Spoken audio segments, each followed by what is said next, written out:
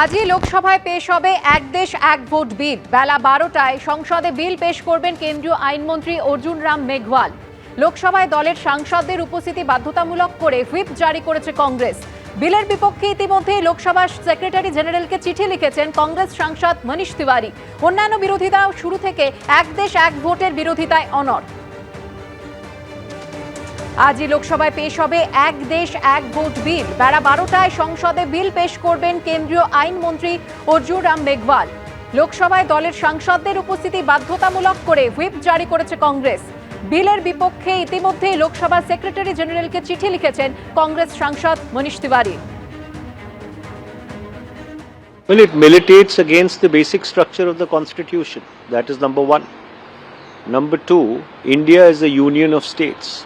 So therefore, you cannot arbitrarily cut short the tenure of state assemblies.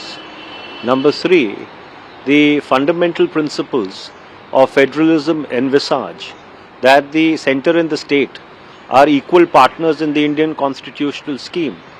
How can you make the tenure of the state assemblies subject to the tenure of the national parliament? Under what provision of the constitution do you get that leverage? So therefore there are very fundamental constitutional questions involved. That is why this bill is being opposed.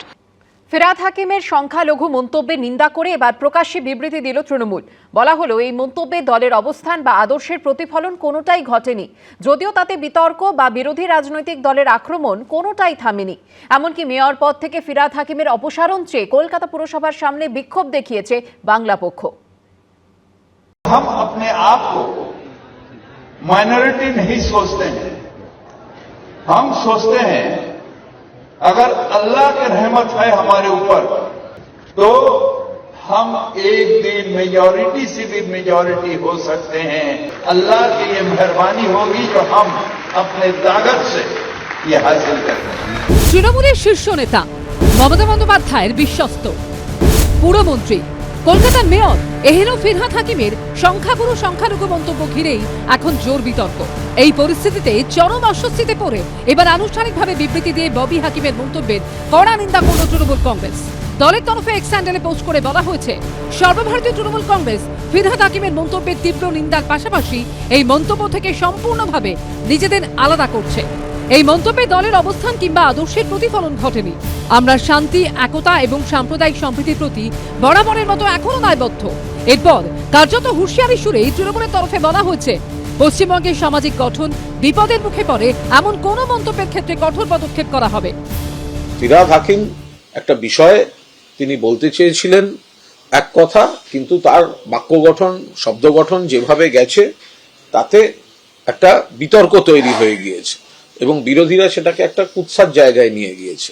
ওই বক্তব্য সেটা যে তৃণমূল কংগ্রেস অনুমোদন করে না বা তৃণমূল কংগ্রেসের বক্তব্য নয় এবং তৃণমূল কংগ্রেস সেটা কঠোরভাবে নিন্দা করে, সেটা তৃণমূল কংগ্রেসের তরফ থেকে জানিয়ে দেওয়া হয়েছে। বিতর্কের মুখে নিজেকে ধর্মনিরপেক্ষ বলেও দাবি করেছেন Firhad. I am an Indian and I will die as an Indian. I am a secular and I will die as a secular. কিন্তু বর্তমান রাজনৈতিক প্রেক্ষাপটে ববি হাকিমের মন্তব্যের সুদূরপ্রসারী রাজনৈতিক প্রভাবের সম্ভাবনা আঁচ করেই প্রকাশ্যে তা নিন্দা করল তৃণমূল। কিন্তু তাতে কি বিতর্ক থামবে? মমতা বন্দ্যোপাধ্যায় রচিত, তৃণমূল যাত্রাপালা নির্দেশিত এই যে ঘৃণ্য অঙ্কটা, এই বেইমানির অঙ্কটা দলের মধ্যে, এ তাদের দলের সবাই জানেন, পশ্চিমবঙ্গবাসী সবাই জানেন যে তারা অপরাধকে প্রশ্রয় দেয়, তারা বিচ্ছিন্নতাবাদকে প্রশ্রয় দেয়। না হলে এতদিনে হিন্দুদের কেটে ভাগীরথীতে ভাসিয়ে দেওয়া হুমায়ুন কবির জেলে থাকতেন, মন্ত্রিত্ব চলে যেত সিদ্দিকুল্লাহ চৌধুরীর, যিনি বলেছেন হাম দো হামারে দো নয়, হামারে চার চাই। তারপর এই ববি হাকিমের মন্তব্য, এই তিনজনকে কি একসঙ্গে ছুঁড়ে ফেলে দেওয়া হয়েছে? জিন্নার বংশধরের একজন হচ্ছে উজ্জ্বলতম নক্ষত্রের নাম হাকিম সাহেব। এগুলোকে পার্টি থেকে ঘাড় ধাক্কা দিয়ে এখনই বার করে দেওয়া উচিত, একদম ঘাড় ধাক্কা দিয়ে। এই সমস্ত জিন্নার বংশধররা আজও এই বাংলায় মুখ্যমন্ত্রী মমতা ব্যানার্জির পৃষ্ঠপোষকতায় লালিত হচ্ছে, পালিত হচ্ছে। ঘাড় ধাক্কা দিয়ে তাকে পার্টি থেকে বার করে দেওয়া উচিত, ঘাড় ধাক্কা দিয়ে।